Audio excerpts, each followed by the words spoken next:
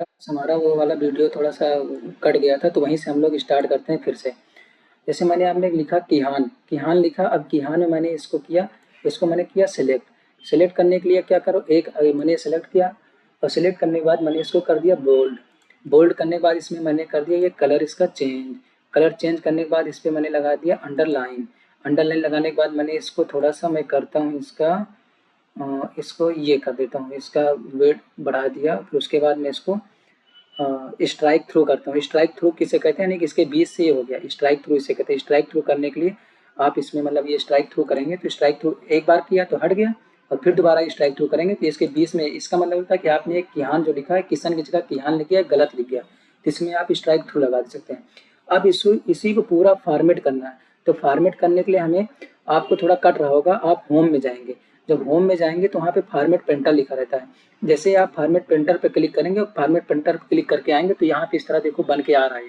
अब मान लो आपने इस पे यहाँ पे क्लिक कर दिया, अब ये पूरा फॉर्मेट हो गया। अब आप मान लो आप इस पे करना चाहते हो, यहाँ पे आपने कुछ लिखा, जैसे मान लो आपने जा जा RDF इसे लिखा, आपने इस पे सिलेक्ट किया, और सिलेक्ट करने के बाद फॉर्मेट पेंटर जैसे ही क्लिक करोगे, क्लिक करने के बाद जैसे मान लो आप इसका यूज करते हो इसका, तो सॉरी एक मिनट, यहाँ पे आपने ये किया, ये फॉर्मेट किया, फॉर्मेट पेंटर पे गए, और फॉर्मेट पेंटर के बाद ये क्लिक किया। अब जैसे आप जैसे ही इस पे, क्या हो गया जो नहीं,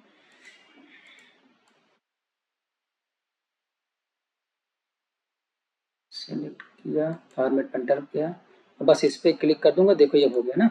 इस पे भी तो ये स्ट्राइक थ्रू हो गया, और इस पे भी स्ट्राइक थ्रू हो गया।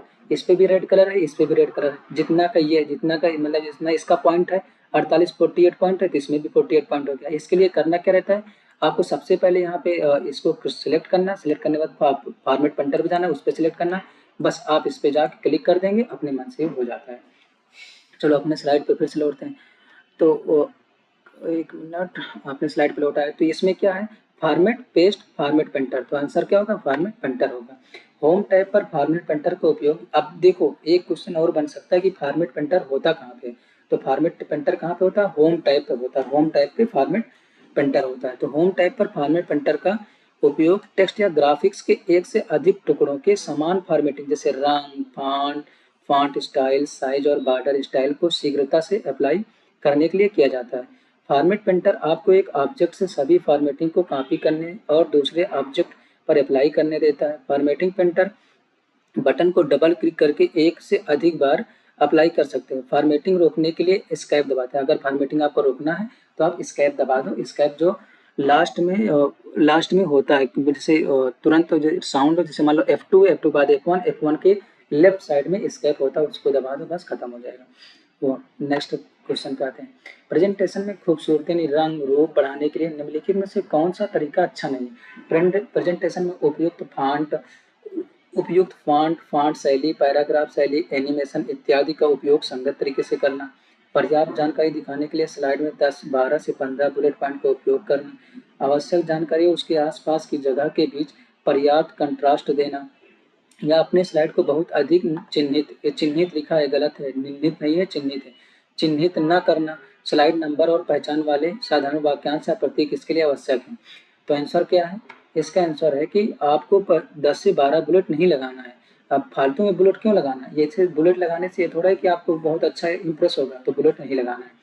तो MS पावर पॉइंट में प्रेजेंटेशन को आकर्षित बनाने के लिए उपयुक्त font size, font style, paragraph शैली, एनिमेशन, कंट्रास्ट तथा स्लाइड नंबर इत्यादि का समुचित रखना चाहिए। प्रेजेंटेशन में यह विशेष ध्यान दें कि यह अधिक भड़काऊ ना हो, भड़काऊ जिससे कि आंखों को इसका रंग चुभे, तथा इसमें आवश्यक से अधिक बुलेट या नंबर का उपयोग ना करें।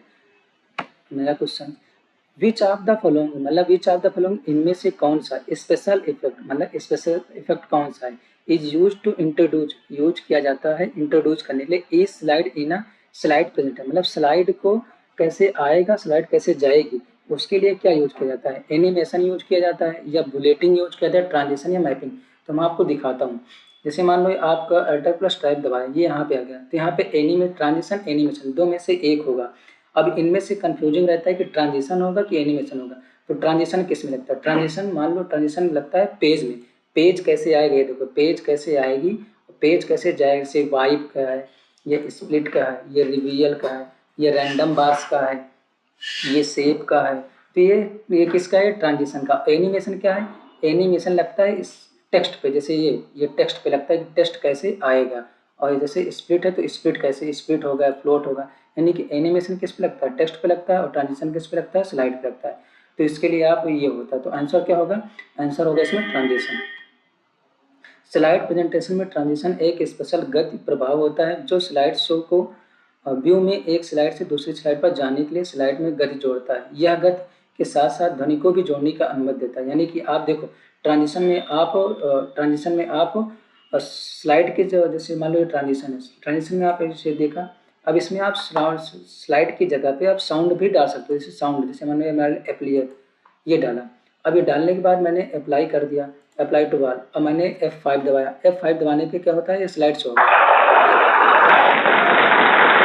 ये आवाज़ आई ना, तो ये आवाज़ यानी कि कहाँ से आई, ये आवाज़ आई आपकी वही प्रेजेंटेशन से आई। तो यानी कि आप ट्रांजिशन में आप साउंड इफेक्ट भी डाल सकते हैं। फिर से ये ट्रांजिशन था, एनिमेशन ट्रांजिशन में गया, ट्रांजिशन में आपको कोई भी साउंड डालना, तो यहाँ पे साउंड, ये साउंड लिखा, साउंड में आप गए, यहाँ पे से आपने ब्रीज का साउंड है, कैमरा का साउंड, जैसे कैमरा का साउंड है, ये कैमरा का साउंड है, ये कैश रजिस्टर का साउंड है, ये चाइम का साउंड है, ये क्लिक का साउंड है, ये ठीक इसी तरीके से साउंड आप डाल सकते हो।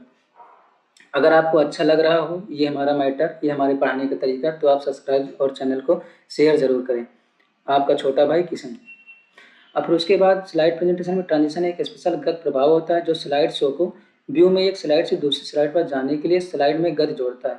यह गति के साथ साथ ध्वनि को भी जोड़ने की अनुमति देता है। यानी कि गति के साथ साथ क्या, आप मैंने अभी तुरंत आपको ध्वनि जोड़ के दिखाया ना, यानी ध्वनि जोड़ने का भी अनुमति देता है। नेक्स्ट, MS पावर पॉइंट में थंबनेल का क्या अर्थ होता है। थंबनेल यानी कि बस वही छोटा सा जो, जैसे मान लो ये देखो सारा थंबनेल यहाँ पे दिख रहा है ना, ये किसका थंबनेल है, ये कॉपीलॉट का है, ये किसका है, माइक्रोसॉफ्ट थीम का है, ये किसका है, ये एज का है, माइक्रोसॉफ्ट एज का, ये डेल का है, ये फाइल एक्सप्लोरर का है, ये माइक्रोसॉफ्ट स्टोर का है, ये व्हाट्सएप का थंबनेल है, ये टेक्स्ट बुक का थंबनेल है, ये करंट अफेयर का थंबनेल है, ये क्लास प्लस वेब का थंबनेल है, ये KD क्लासेस का थंबनेल है, ये यूट्यूब का थंबनेल है, ये किसका है, typing test typing speed test का है, ये किसका है, ये मान लो तो हम लोग जो पढ़ ही रहे हैं पावर पॉइंट का थंबनेल है। नहीं तो थंबनेल क्या होता है, थंबनेल एक स्लाइड का लघु संस्करण है, मतलब एक स्लाइड का क्या है, एक स्लाइड का एक लघु संस्करण है।